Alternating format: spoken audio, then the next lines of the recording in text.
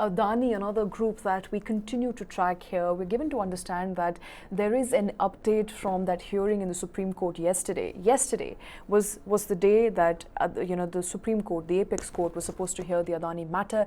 Remember, both petitioners that demanded an investigation into the report, damning report that came out against Adani Group, and the petition of SEBI asking for a direction as to where the investigation would be headed. That it was yesterday that it was heard in the court, and court has now finally come up and asked in fact SEBI to clarify what were the changes that they had made with respect to opaque structure and related party transaction that could hamper their ability to investigate Adani Group. I want to quickly understand from you, Krishna, this was an important, of course, unexpected but important hearing. Suddenly, day before yesterday, we heard two petitions that were filed in court. One was by petitioner, of course, Vishal Tiwari, who had asked for direction. Other was by SEBI. SEBI had also asked for direction as to where this, the inquiry which was supposed to be concluded by SEBI, where should that be headed by August. Now, SEBI has come out and said that we are on track. The inquiry is robust, it is under process, and it will be completed in due time. What does it really mean for Adani Group and for SEBI at large? And the words you said were operative. They said due time. And the petition clearly said that let's have a clear time on it. Let's have a timing on the proceedings of when this investigation is going to be completed, when it will be heard again, and etc. etc. And what exactly happened yesterday is that the hearing at the Supreme Court on that plea for a clear timeline, that plea from the petitioner, Vishal Tiwari, was all about having clear timelines for it. And he explains why he was demanding clear timelines at this stage, because what happened with the Hindenburg report on Adani stocks came out in the month of January this year. He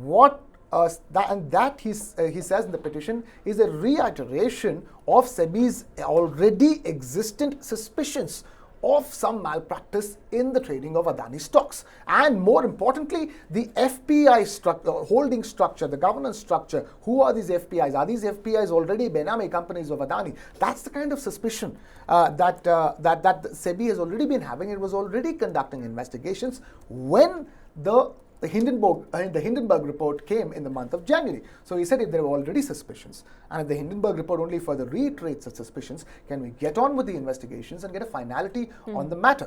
That was their plea, and what the Supreme Court has essentially said is, okay, we'll think about it. Okay. Because what it has done is that it now deferred that hearing to the month of August. So by August, I think it now becomes upon SEBI, the Securities and Exchange Board of India, the stock markets regulator of India, to give a final report on the findings of their investigations so far. Okay, and August is when SEBI is going to conclude that investigation, possibly come out with its findings report. And all in all, what does it really mean for the timeline as far as the ongoing probe into Adani matter that's been ordered by the apex court on the back of petitions filed by various petitioners asking that Adani Group should be investigated, whether the accusations of short selling were true or not? Does this mean that the timeline of the verdict or the timeline on the court proceedings will go on as usual, or will that be now expedited? I think Supreme Court has clearly told SEBI without mincing words that act fast, and the deadline of 14th August stands. I think there is no flexibility on that deadline. And remember, this was a hearing which was presided over by the Chief Justice of India, Justice Chandrachud himself. And he very categorically said that SEBI has to move fast and SEBI has to close its investigations and present its report by the 14th of August.